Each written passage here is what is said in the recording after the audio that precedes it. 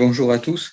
Et merci Patrick pour m'avoir invité à faire cette présentation sur le diagnostic des essais par pompage, basé sur des techniques de dérivés. Bon, on va voir, ça date pas d'hier, mais c'est vrai que ça a du mal à passer du côté des hydrogéologues, malgré que, bon, quand même, on en voit de plus en plus. Donc moi, je suis hydrogéologue dans l'unité Nouvelles Ressources et Économie dans la direction de DEPA sur Montpellier. Donc j'ai un passif assez important sur tout ce qui est aquifère de socle et milieux complexes. J'ai un petit penchant pour ce qui est l'interprétation et la modélisation des essais par pompage. Donc, c'est ce que je vais vous montrer aujourd'hui.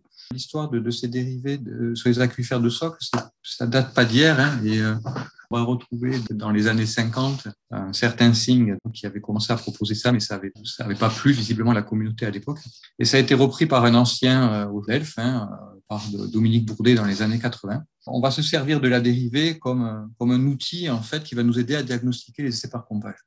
Ça veut dire qu'on va se servir de la forme de la courbe de la dérivée et ça va nous renseigner sur des régimes d'écoulement et ces régimes d'écoulement vont nous renseigner sur le type d'aquifère qu'on est en train de pomper. Alors dans la pratique, on fait un essai par pompage avec des évolutions de rabattement qui sont différentes suivant les variations de débit. Donc on va combiner ces deux informations-là pour en sortir une courbe type de l'essai. Une courbe type, c'est on va calculer un rabattement pour un débit unitaire. Donc, suite à ce débit unitaire-là, ce rabattement normalisé, donc pour un débit unitaire que l'on voit ici, on va calculer avec une courbe de dérivée qui va avoir une certaine forme. Et chaque fois que la dérivée descend, qu'elle remonte ou qu'elle fait un plateau, ce sont des régimes d'écoulement. Et l'enchaînement de ces régimes d'écoulement va nous permettre d'identifier un modèle conceptuel. Donc, un aquifère homogène, est-ce qu'il y a une fracture, est-ce qu'il y a des limites, est-ce qu'on a de la drainance, est-ce qu'on a des effets de géométrie, de l'aquifère, du puits, etc., etc. Donc ça va nous aiguiller sur un fonctionnement d'aquifère, donc un premier modèle conceptuel, qui va nous orienter sur une ou des solutions mathématiques pour pouvoir interpréter cet essai, donc c'est-à-dire des solutions qui vont permettre de reproduire ces courbes de dérivés. Et bien sûr, on va aller comparer ça pour voir quand même que notre modèle soit bien cohérent avec la donnée de terrain, avec de la donnée de géologie, de la géophysique, de la géochimie. Pourquoi on regarde la dérivée ? Quand on a un essai par pompage, on va regarder la donnée de pompage dans un graphique semi-log. Qu'est-ce que l'on va chercher en premier ? C'est la pente. La pente qui va nous donner la transmissivité. Mais quand on fait de la dérivée, c'est pareil. C'est un outil mathématique qui permet de regarder l'évolution de la pente au cours du temps. Donc, hormis ces histoires de normalisation de débit, de temps de superposition qu'on a besoin quand il y a des variations de débit, on va avoir, une fois qu'on a fait cette opération-là, on va s'apercevoir que toutes les formes de la courbe de dérivée vont donner des pentes, soit des droites horizontales, soit des droites de pente n. Et chaque fois qu'on aura ces pentes n, ça va nous donner des informations sur le type d'écoulement que l'on a. Donc ça, c'est le calcul de la dérivée, donc voilà, quelque chose d'assez classique. Le calcul de la dérivée peut se faire aussi bien à la descente, donc pendant que l'on est en pompage, ou à la remontée. Et en général, même, on va regarder les deux en même temps. Donc voilà un exemple. On fait un pompage dans un aquifère homogène isotrope, donc c'est un aquifère de type Theiss, et il y a un effet de capacité de puits. Donc en rouge ici, on voit l'évolution du rabattement en fonction du temps. Vous voyez, chaque fois on est sur des graphiques log du temps, log du rabattement, c'est comme ça qu'on regarde ça. Voilà, en bleu, on a la dérivée là, qui forme une espèce de cloche. Donc ça, c'est typique de l'effet de capacitif du puits. Puis après, on voit une stabilisation de la dérivée, et cette stabilisation de la dérivée, ça veut dire qu'on a un écoulement qui se fait en fonction du logarithme du temps. En deux mots, on a notre rabattement qui forme une droite dans un graphique semi-log, donc on est tout à fait sur la droite de Jacob, donc on a bien un écoulement radial, et à partir de la valeur de ce plateau-là, on peut directement faire un calcul de la transmissivité d'aquifère suivant la petite formule qu'il y a là. Q, c'est le débit, 4pi sur T. Donc voilà, donc déjà à partir du diagnostic, on peut faire une estimation extrêmement fiable de la transmissivité de l'aquifère. Donc là, je vous montre un petit exemple d'un essai par pompage assez court qui a été réalisé aux États-Unis il y a peut-être déjà une dizaine d'années. Donc là, le temps sur une échelle logarithmique et le rabattement sur quelque chose de linéaire. Donc c'est un forage assez peu profond qui est réalisé dans une plaine alluviale, et pas très loin, il y a des courbes. Le rabattement, il a cette forme-là, donc ça fait presque une droite. Voilà. On serait tenté de faire une estimation de la transmissivité sur cette portion-là. Et après, voilà, on a les niveaux qui diminuent, et presque qui s'appelle le bureau d'études qui avait interprété cet essai-là, avait mis ici, voilà, on va faire un calcul de transmissivité ici. Donc, ils avaient une valeur de transmissivité qui était plutôt faible. Là, le rabattement diminue, ben ça, c'est pas de bol. En fait, toute cette partie-là, en fait, c'est un effet de capacité, c'est l'effet capacitif du puits. Et la transmissivité de l'aquifère, en fait, elle est là. Donc, ils avaient sous-estimé la transmissivité, je sais plus, hein, d'un facteur 10 ou d'un facteur 1000. En plus, bon, c'était pour des études de sites et sols pollués, le transfert de polluants, donc c'était assez gênant. Donc, voilà une erreur classique qui avait été faite à ce moment-là, alors que la dérivée montrait très bien hein, qu'on était bien sur un effet de capacitif pendant les 10 à 20 premières minutes de pompage et que la dérivée, enfin, et que la transmissivité de l'aquifère, fallait la chercher après. Ce qui est aussi intéressant, c'est que ces techniques-là vont pouvoir permettre de nous donner des informations sur la géométrie des aquifères. Donc là, on a un ensemble de courbes types. Donc entrée plein, ce sont les rabattements, et entrée en pointillé, ce sont des dérivés. Et là, on est sur le chenal. Donc on pompe un aquifère qui est coincé entre deux ou trois limites étanches, et on va regarder un peu comment ça évolue en fonction du temps. Donc, au tout début de l'essai, bon, on a toujours cette espèce de dôme là, qui nous caractérise l'effet capacitif du puits. Puis, tant que le rabattement n'a pas atteint les limites de l'aquifère, on a un écoulement radial à partir duquel on peut estimer la transmissivité. Puis, au fur et à mesure que le temps de pompage progresse et le rabattement va progresser, donc va s'allonger, on va avoir des équipotentiels qui vont s'allonger parallèlement à nos deux limites imperméables. Donc, automatiquement, la dérivée va augmenter puisque le rabattement va augmenter de façon plus rapide, puis va tendre vers un écoulement linéaire qui suit exactement une pente de 0,5 de la dérivée, c'est-à-dire que le rabattement évolue en fonction de la racine carrée du temps. Donc ça, c'est typique. Cet enchaînement-là de régime d'écoulement correspond à un aquifère qui est coincé entre deux limites étanches. Donc on peut aussi avoir trois limites étanches, puisque sur les temps longs, on va aussi avoir avec trois limites étanches un écoulement qui va tendre vers 0,5. Il y a plusieurs schémas qui vont montrer que l'évolution de la dérivée va être différente suivant que le puits se situe plus ou moins loin de la troisième limite. Donc là, un exemple d'application, on est en Inde, on est sur une caisse philonienne, ici, là, qui a créé un approfondissement de l'aquifère dans le granit au droit de la caisse philonienne. Donc là, on a une vision du rabattement en fin d'essai. Donc, vous voyez, un rabattement très étiré en nord-sud. L'essai par pompage montre effectivement très bien des dérivés qui suivent une pente de l'ordre de 0,5. Donc, voilà. Ça nous a permis de bien localiser les limites de la zone perméable sur cet aquifère-là. Donc, un autre exemple, c'est aussi plutôt théorique. Donc là, on est dans un aquifère fermé. Donc, sur les premiers temps du pompage, on voit d'abord un effet de capacité de puits. On voit le radial parce qu'on n'a atteint aucune limite. Puis, on voit une première limite avec un doublement de la valeur de la dérivée. Puis, une pente de 0,5 parce qu'on a atteint les deux limites. Et enfin, à la fin, quand on atteint les quatre limites de l'essai par pompage, on atteint une pente de 1. Quand on regarde les courbes de dérivée, on a la courbe de dérivée de ses propres données. Donc, on a une courbe de dérivée qui est construite et après, on va regarder dans un ensemble d'ABAC de courbes types qui ont été dessinées pour différentes configurations d'aquifères et on va aller voir quels sont les modèles en fait, qui représentent le plus notre modèle. Donc là, c'est un autre exemple. On est dans un empilement sédimentaire dans la Loire. Alors, l'avantage de ces techniques-là, c'est qu'aussi, on peut superposer plusieurs essais ensemble. Je disposais de données sur des essais par palier avec bonne acquisition de données. Puis, il y avait un essai extrêmement long qui avait été fait après d'une dizaine de mois, je crois. Et là, on avait un plat d'acquisition qui était complètement différent. On peut en fait très bien combiner plusieurs essais ensemble pour réaliser des diagnostics. Donc là, cet essai-là, c'était assez intéressant parce que on a beau être dans un milieu sédimentaire, on se dit quand même que ça va avoir quelque chose d'homogène et finalement, c'est quand même assez rarement le cas. Donc là, on voyait bien des effets de pluie au début, un espèce d'écoulement radial qui vient par là. Donc on pouvait faire une première estimation de la transmissivité, puis de suite, on commence à atteindre des limites. On voit même des effets de drainance et après, on voit encore d'autres limites arriver dans le système. Donc là, on était vraiment dans un corps sédimentaire assez lenticulaire, piégé sur une pile très importante de sédiments. Et l'essai par pompage nous a permis, outre de définir les propriétés hydrodynamiques du système, mais aussi ses géométries. Donc là, on a l'exemple de la modélisation de cet essai. Les triangles noirs, ce sont les données, le bleu, la modélisation. Et ce que vous voyez en rouge et en vert, ce sont les débits de pompage. On a appliqué un aquifère multicouche limité dans l'espace pour modéliser cet essai. Donc là, on est pas très loin du Rhin, en Allemagne. Et une des questions qui était posée, c'était la connexion entre un aquifère de surface et un aquifère peu profond. Et entre les deux, il y avait des argiles peu perméables. Sur les premiers temps du pompage, fait un écoulement radial qui correspond aux propriétés de l'aquifère au droit des crépines, puisque seul l'aquifère profond était équipé. Puis petit à petit, on a les dérivés qui diminuent, donc ça veut dire que le rabattement ralentit. On a un effet de drainance qui provient de l'aquifère de surface. Donc c'est ce que l'on voit ici. Et à la fin, on va tendre une nouvelle fois vers un deuxième écoulement radial qui va correspondre, ce coup-ci, à la transmissivité totale de l'aquifère.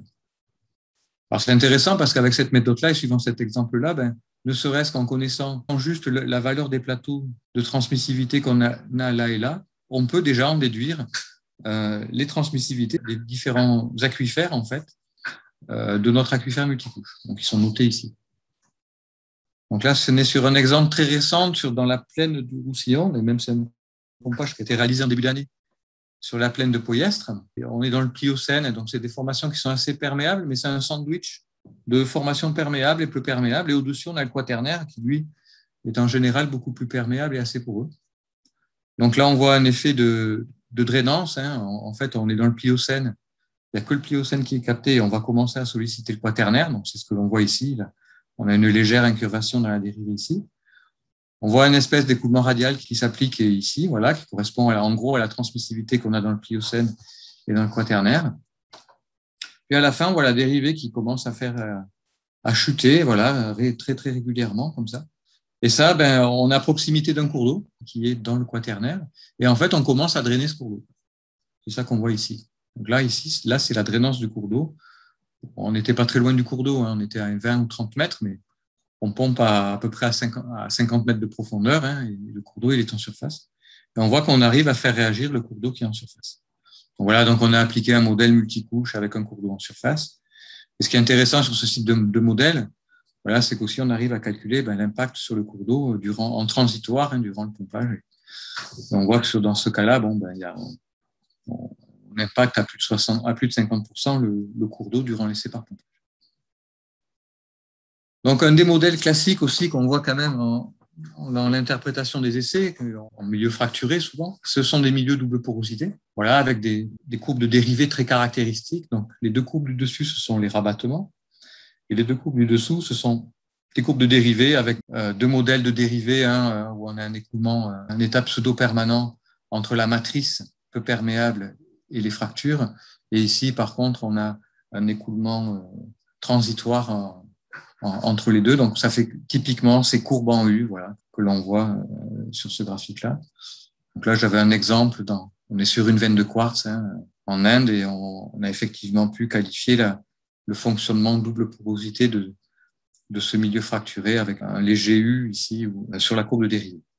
La modélisation des rabattements en rouge, avec les observations en noir, avec un logiciel qui a été développé là, par Gérard Lotz à Montpellier qui s'appelle WTFM. Un fonctionnement assez fréquent que l'on observe en essai par pompage, c'est aussi, on a un impact de la géométrie du puits et c'est sa géométrie par rapport à l'aquifère. L'exemple que je montre, on est toujours sur des veines de quartz, mais il n'y a que la partie orange qui est transmissive finalement. Le rose est très peu perméable. Et à côté, on a un aquifère qui est beaucoup plus épais et ça s'apparente en fait à un captage partiel, comme si l'ouvrage ne captait que partiellement l'aquifère. Début d'écoulement, donc on est pendant les premières minutes de pompage, on ne va solliciter l'aquifère qu'au droit des crépines. Donc en général, on va avoir un plateau de la dérivée qui va se situer quelque part par là. Puis au fur et à mesure que le rabattement va progresser, on va avoir des lignes de courant qui vont décrire une surface sphérique autour du puits de pompage. Et donc on va avoir typiquement des dérivés qui vont suivre des pentes de moins 0,5, donc comme on voit ici. Donc ça, c'est typique de l'écoulement en captage partiel. Puis à la fin de l'essai par pompage, le rabattement aura envahi l'aquifère dans toute son épaisseur et là, on va bien rejoindre un écoulement radial à la fin qui va nous permettre d'estimer la profondeur de l'aquifère. Voilà une façon assez facile, même à partir d'un diagnostic, connaissant la hauteur crépinée, d'évaluer même la puissance de l'aquifère. Un paramètre qui va nous aider en modélisation, bien sûr. Donc, d'autres types de modèles un peu plus compliqués où on va s'intéresser à, par exemple, comme dans des milieux fracturés, on a des zones de faille qui vont aller venir drainer des aquifères de surface. Alors là, c'est typique un modèle qui se rapproche d'aquifères compartimentés, avec des variations d'épaisseur en latéral si on veut, c'est pas obligé, avec des courbes types encore différentes, suivant les contrastes de transmissivité ou d'anisotropie, s'il y a une anisotropie dans la fracture qui est au milieu. Donc, on va avoir des courbes types spécifiques. Et quand on va tomber sur des cas comme ça, donc comme sur un cas là en Bretagne, dans des cornéennes à proximité de Rennes, eh bien là, voilà, on pompe une zone de fracture, voilà, qui va être alimentée par la surface, par un aquifère fracturé en surface. Donc, on va tomber sur ce genre de courbe de dérivée. On va pouvoir faire un modèle, on va pouvoir utiliser ce genre de modèle-là. Là, dans le modèle aussi, on pouvait aussi calculer les flux qui provenaient des aquifères de surface par rapport aux flux qui proviennent de la zone fracturée profonde. On peut aller assez loin, voilà, même en analytique. Pour vous montrer que ces techniques ne s'appliquent pas forcément à un milieu poreux, homogène, isotrope, mais ça s'applique vraiment à tout type de milieu. Donc, c'est un karst dans les Corbières. Et c'est un karst, vous voyez, où il y a plusieurs essais par pompage qui ont été réalisés. Enfin, il y a même plusieurs forages qui ont été réalisés, parce qu'un premier s'est trouvé rebouché. Et donc, à partir des diagnostics, on a vu déjà que le deuxième forage, donc ce sont les données en rouge, un peu moins productif que le premier. Voilà, il ne capte pas exactement la même zone, donc il est un peu moins productif que le premier qui est en noir, parce qu'on a des rabattements spécifiques qui sont un peu plus importants. Mais par contre, d'un point de vue courbe de dérivée, on voit bien que toutes les courbes de dérivée suivent le même genre de tendance. Ici, une augmentation de la dérivée ici, parce que le forage capte un petit drain karstique. Un plateau ici qui veut dire que ce drain karstique, finalement, il va créer un écoulement radial autour de lui. Puis sur des temps un peu plus longs de pompage, on a une chute de la dérivée que l'on a interprété ici comme si c'était une limite alimentée finalement. Ça veut dire qu'à côté, il y a un drain karstique de beaucoup plus grande dimension, qui sont à quelques dizaines, quelques centaines de mètres de notre puits de pompage. Là, on aurait aussi pu mettre une zone beaucoup plus perméable, une zone beaucoup plus poreuse à côté, et pas forcément de mettre une zone de limite alimentée. Là, vous avez un petit schéma ici qui montre un petit peu à quoi ressemble conceptuellement le site. Donc là, voilà, c'est intéressant parce que ces diagnostics, ils aident à la modélisation de l'essai, à la compréhension de qu'est-ce qui se passe, mais aussi permettent aussi de comparer des tests différents qui ont été faits sur un même ouvrage ou sur un autre ouvrage, même pour voir si l'ouvrage s'est colmaté, pour voir un petit peu qu'est-ce qui s'est passé suivant la vie du forage. Donc là, on est encore sur un autre forage, un puits de pompage dans du karst. On est plus dans le Gard et au bout d'un certain temps de pompage, même assez rapidement, des rabattements qui stabilisent complètement. Donc avec une dérivée là, qui suit une pente typique en dérivée de -1, qui traduit soit une limite alimentée, soit un milieu extrêmement perméable et poreux à proximité du puits de pompage.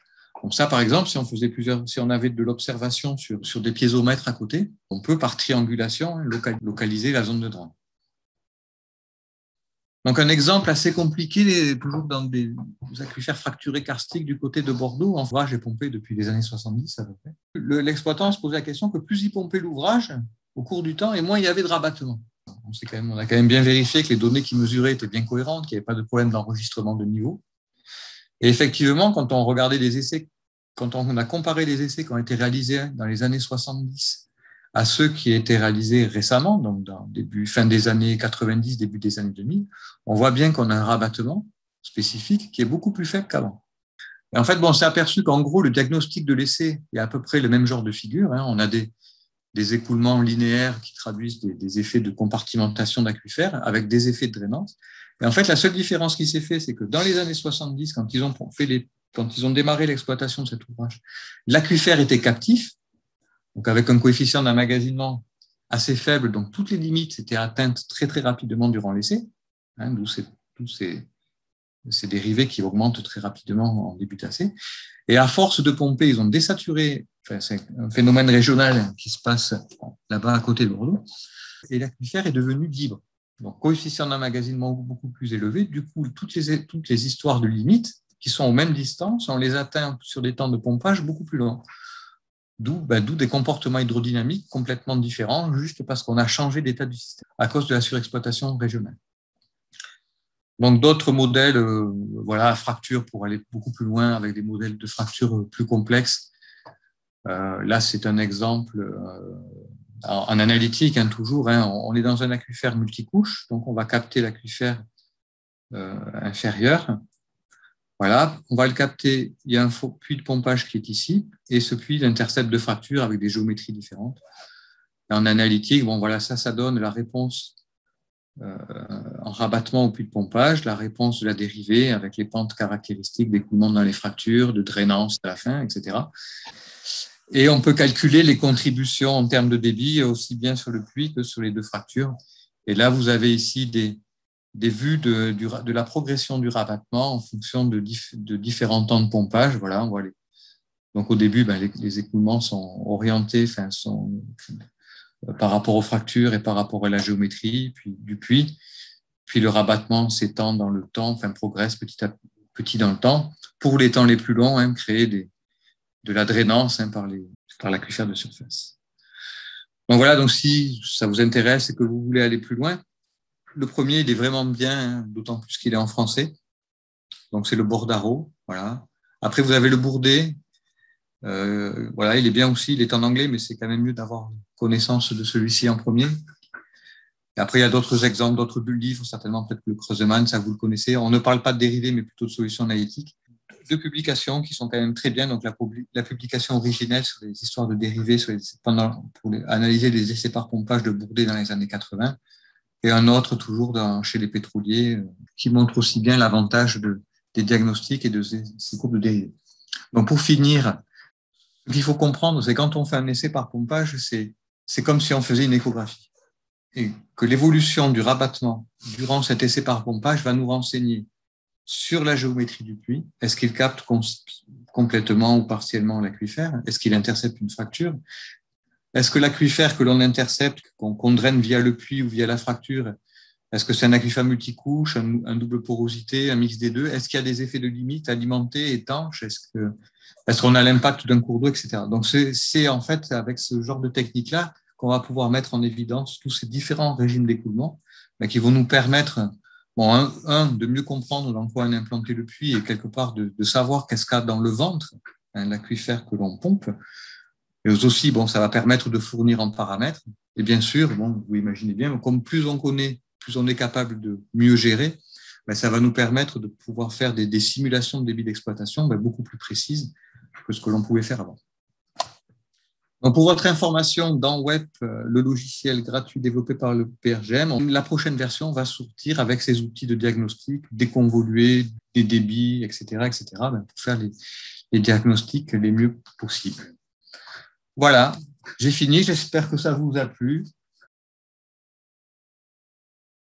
Première question, quelqu'un qui maîtriserait la méthode de filtrage des données pour pouvoir arriver à des débits unitaires et à des calculs de dérivés, est-ce que c'est assez facile? Oui. En fait, pour faire simple, dans l'outil web du BRGM, il y a un outil justement qui permet de lisser, même filtrer les données si on veut, et de faire des calculs de lissage sur la dérivée, donc justement pour avoir des dérivés très très exploitables. Alors, je tiens à préciser qu'on ne touche pas à la donnée originelle, donc on ne touche pas au rabattement. Et on va utiliser des techniques de lissage pour avoir un calcul de la dérivée plus propre. En deux mots, on ne va pas prendre 3 points consécutifs. On va élargir la fenêtre de calcul en prenant des points beaucoup plus avant ou beaucoup plus après. Mais malheureusement, il n'y a pas beaucoup de documents qui disent comment on fait pour bien lisser les dérivés. Voilà. Pour autant, tu nous dis que donc, ça va être disponible sous peu dans Web. Oui. Et sous peu, c'est combien de temps?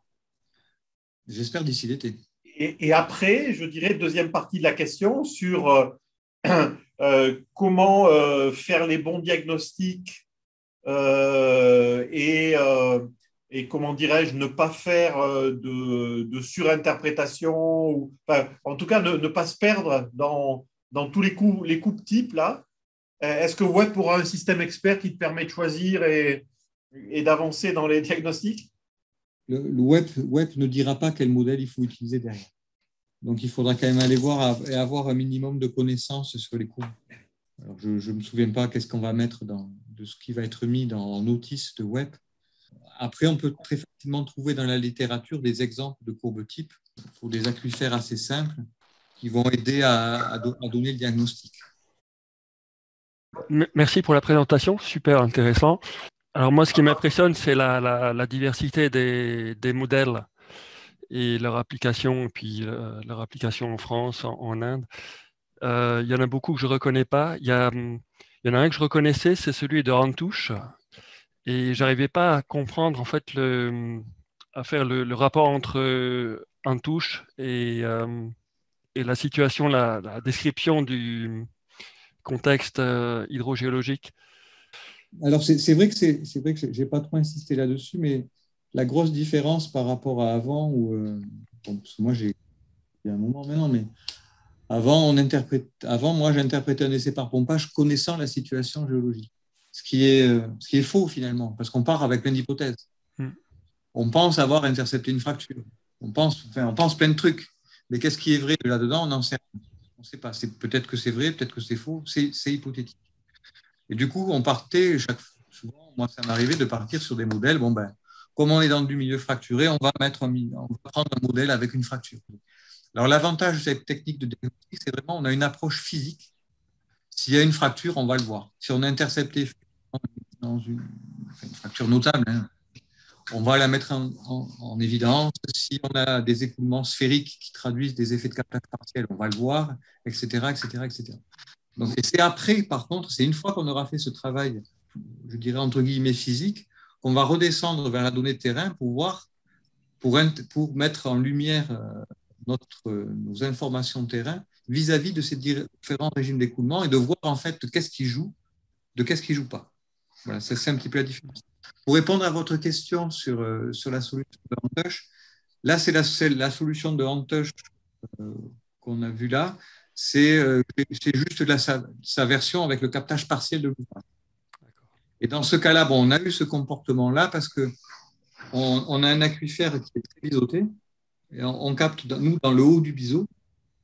Voilà. Donc, on a un aquifère qui est très épais. Et très rapidement, une distance assez courte, on a l'aquifère qui devient beaucoup plus épais. Donc, ça donne un peu cette illusion on a un rabattement qui progresse en 3 dimensions. Et donc, l'apparition de cet écoulement sphérique. Vous devriez en faire un livre de cette présentation. C'est super intéressant. Il y en a que... J'invente rien. J'invente rien. Là, les livres que je vous ai donnés, le Bourdet, moi, c'est celui que je conseillerais à la lecture en premier. Ouais. Non, mais ce qui est intéressant, ce sont les applications pratiques, ce qui manque dans beaucoup de livres théoriques, il manque justement ces interprétations. C'est ce qui fait que la présentation était intéressante. Merci. Oui, bonjour. Alors, merci aussi pour cette présentation et le sujet que je connaissais un petit peu, mais justement, les illustrations sont très bonnes. J'ai mis dans le chat là, une référence qui me semble intéressante aussi pour tout le monde, de Philippe Renard, un article qui est facile et assez simple à trouver et dans lequel il y a un bon résumé, je trouve, théorique des choses. Alors, il n'y a pas forcément autant d'applications concrètes, mais il y a quelques exemples de diagnostic plots qui sont présentés. Et ensuite, j'avais une question qui a été légèrement abordée dans la présentation, mais pas complètement. C'est pourquoi c'est si difficile de trouver des documents méthodologiques sur comment préparer ces données, la filtration, les traitements qu'on fait avant le calcul de la dérivée pour avoir une dérivée lisible finalement. Qu'est-ce qui bloque? Et du même coup, peut-être que c'est ça qui explique que ça passe mal en pratique dans l'interprétation des essais de pompage dans les bureaux d'études, j'imagine. Là, je n'ai pas la réponse. Le problème, ce n'est pas tant le calcul de la dérivée. Quand vous faites ça dans un tableur, dans Excel par exemple, pour faire du lissage de la dérivée, ce n'est pas compliqué. Je le disais tout à l'heure, à place de faire un calcul de dérivée sur 3 points consécutifs, il suffit de prendre le 5e point avant et le 5e point après et on fait une dérivée centrée. Donc ça, c'est pas compliqué.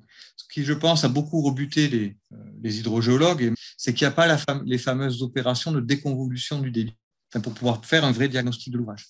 Ça demande quelques calculs, quelques équations mathématiques à résoudre pour pouvoir faire ça. Peut-être que c'est ça qui a rebuté un peu la communauté. Possible que ce soit ça. Possible aussi, certains m'ont dit à une époque, tout simplement parce que ça venait des pétroliers. Quelque part, c'est dommage parce que la plupart des solutions analytiques qui ont été développées pour interpréter les éparts-pompages, je dirais la plupart ça sortent des hydrogéologues, ou hydrologues comme vous voulez, mais sur les outils de diagnostic, c'est quand même les pétroliers qui ont mis le paquet là-dessus. Et peut-être, Benoît, qu'il faut en profiter pour faire une recommandation, c'est-à-dire qu'un suivi rigoureux et régulier des débits lors du pompage est nécessaire.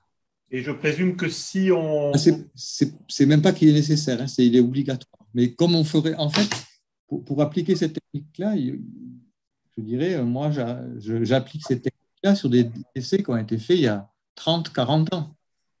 Il faut faire pareil, il faut toujours faire pareil, il faut bien suivre. Si on fait un essai par pompage, quelle que soit la technique que l'on fait, il faut avoir une bonne modélisation, une bonne estimation du début d'exploitation. Il faut être toujours très attentif à avoir des très bons suivis, aussi bien en niveau, aussi bien en débit, et aussi bien en débit. Oui, bonjour. En fait, j'avais une question concernant le suivi de la conductivité. Il y a sur un exemple, en fait, il y avait la chronique de la conductivité. Et en fait, je voulais savoir s'il y avait eu des travaux sur des corrélations, d'éventuelles corrélations entre les variations du rabattement et puis la conductivité. Alors, il y a des travaux qui sont faits, mais il faut voir que dès qu'on approche de la chimie, on passe en transport et on n'est plus en rabattement de pression. Les choses en pression se passent très vite. On peut très vite atteindre une limite étanche qui est 1 ou 2 km. Par contre, le temps que la molécule d'eau parcourt 1 km, ça peut prendre des années, ça peut même ne jamais arriver. Là, ce qui était intéressant, oui, c'est combiné à cette information-là. Là, on était dans un aquifère multicouche où on captait l'aquifère inférieur. Et en haut, l'aquifère que l'on pompe, il est plus minéralisé que celui qui est en surface. Et ce qu'on a vu, c'est au cours du pompage, la minéralisation au puits de pompage a diminué sous l'effet de la drainance de l'aquifère de surface. Donc voilà, on a un signal, je dirais, en conductivité qui est cohérent par rapport au diagnostic que l'on a fait. Je vais me faire l'ambassadeur de François Berton, qui nous indique que pour ceux qui n'utilisent pas WEP, mais qui sont familiers de MATLAB, il existe aussi des solutions dans la bibliothèque eTool, HY-Tool comme T2OL, développée par Philippe Renard. Et il y a une question de Maurice Frélon qui nous indique les durées de pompage d'essai préconisées jusque-là sont-elles toujours valables pour ce nouveau type d'interprétation? En général, on demande pour une mise en exploitation d'ouvrage qui est 24 heures à 72 heures. Après, ça dépend un peu, sachant que sur certains ouvrages, on peut demander des essais beaucoup plus longs. Si on est dans du karst, avoir des essais qui durent pendant 1 mois ou plus. La technique de diagnostic n'a pas de relation avec la durée de l'essai. Est-ce que tu peux déterminer la transmissivité de l'aquifère si tu restes impacté par l'effet de capacité? On ne va pas pouvoir la déterminer graphiquement comme je vous ai montré. Il va falloir passer par des jeux de modélisation. Oui, justement, c'était pour savoir, justement, dans les essais d'aquifères de socle, on préconise souvent, on est allé en augmentant progressivement les durées de pompage pour arriver à quelque chose de bien interprétable. Est-ce que là, avec ce nouveau type, justement, il faut continuer à pomper 1 mois, 2 mois pour bien voir les choses au niveau de la dérivée? Pas du tout. Là, plus au début, comme on l'a vu tout à l'heure, au début, quand on pompe, c'est les premières minutes ou dizaines de minutes, on est un rabattement qui est influencé par les effets de capacité de puits. Après, on va avoir accès s'il y a une fracture, et il y a un écoulement radial, ce qui va nous permettre d'identifier la transmissivité de l'aquifère. Après quelques heures de pompage, on va avoir des effets de géométrie de l'aquifère. Ou est-ce que c'est un aquifère multicouche? Est-ce qu'on a de la drainance? Est-ce qu'on a des limites? Tout ça. D'augmenter la durée du pompage, oui, ça va donner des informations sur la géométrie. Est-ce qu'on fait venir de la drainance par des aquifères de surface? S'il y a un cours d'eau à côté, est-ce qu'on draine le cours d'eau, etc. Donc, ça va pas amener vraiment d'informations sur les propriétés intrinsèques de l'aquifère que l'on pompe, mais sur sa relation avec son environnement, en fait. Ces relations avec l'environnement ont un impact significatif sur l'évolution des niveaux. On a quand même besoin de les connaître, puisque c'est ça qui va permettre de prédire de manière fiable les débits qu'on pourra tirer de l'ouvrage. Oui, exactement. Voilà, c'est-à-dire que si au bout de quelques heures de pompage, on a la transmissivité de l'aquifère, mais qu'il faut de pompage pour bien voir les effets de drainance, et puis que si les altérites qu'on draine au-dessus elles sont elles-mêmes limitées et qu'il faut quelques mois de pompage pour voir l'effet limité de ces altérites, voilà, on voit qu'on va être obligé quand même de durer longtemps. Et qu'à l'inverse, si on a un pompage au bord d'un fleuve et que en quelques heures on est connecté au fleuve et qu'on sait que le fleuve, son lit ne se colmate pas saisonnièrement, peut-être qu'en 2 heures de pompage, on a défini le débit d'exploitation ad vitam aeternam du fleuve si le niveau du fleuve ne change pas significativement et s'il ne se colmate pas.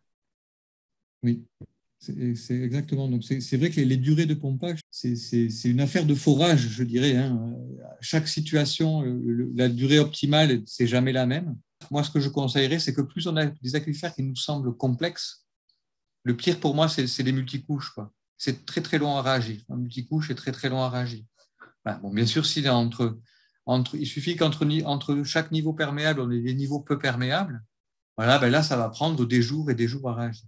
Et là, on peut très facilement partir sur des essais de pompage qui durent la semaine. C'est très fréquent. Voilà. Sur du socle, des fois, on peut les faire durer la semaine, mais souvent, au bout de 2-3 jours de pompage, ça peut suffire. Voilà.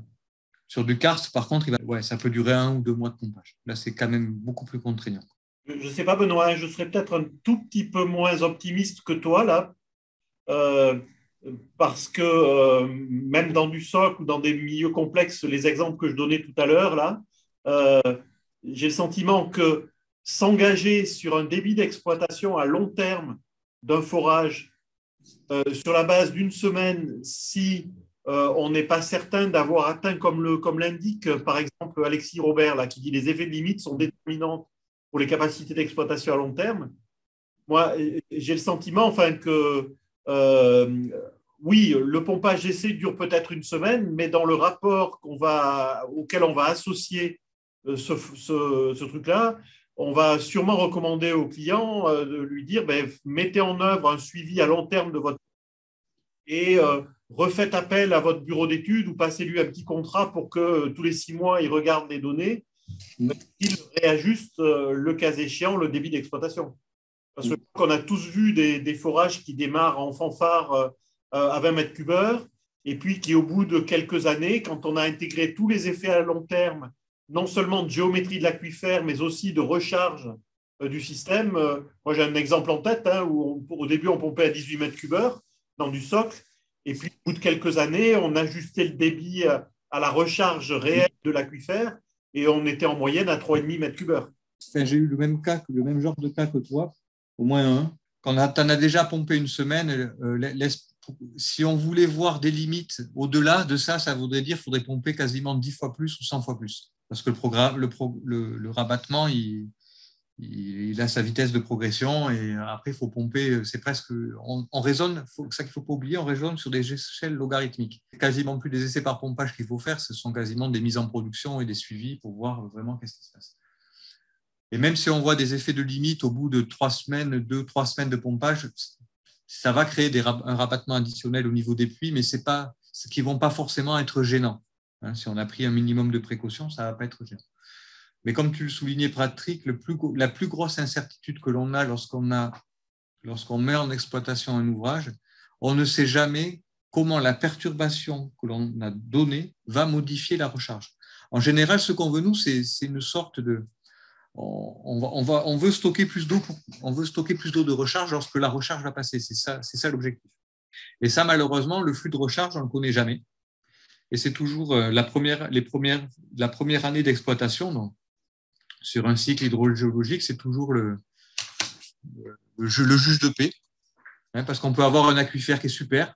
Moi, j'ai cet exemple en volcanique dans le Lamentin où le forage a été... On a conseillé un débit d'exploitation à 80 mètres cubes heure en disant attention, toutes les précautions que tu viens de donner.